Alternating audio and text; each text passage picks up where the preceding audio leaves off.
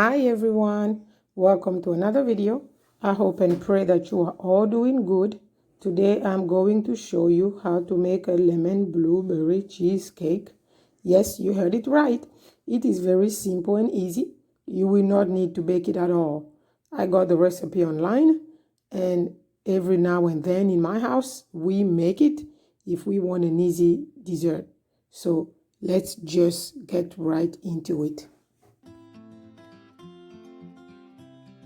For the ingredients, you will need 2 lemons, 1 can of sweetened condensed milk, 2 cream cheese, 1 blueberry, and a pre-made pie crust. In a mixer bowl, I will take my 2 cream cheese that are left at room temperature. Then I will add lemon.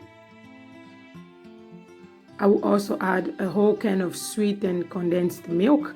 The ingredients and the measurement for this recipe will be on the description box down below.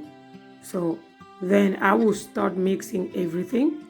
I want to make sure that my cream cheese is not really runny, but that it's a little heavier. So just a couple of minutes, and then that will do the trick. Then I will add frozen blueberries. I do not want it to be at room temperature for the blueberries, because if you do, it's going to be really mushy. I just want it frozen to mix it just a little bit, and the rest I will mix it with a spatula to make sure that everything is incorporated in.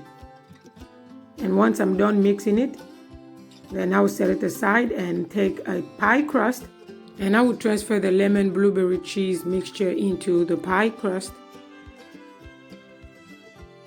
Once I'm done pouring the whole mixture into the pie crust, I will now spread it to make sure that it takes the whole space into the pie crust.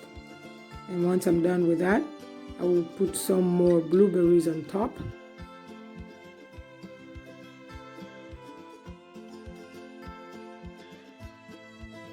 Then I would lightly push the blueberries into the mixture with a spatula.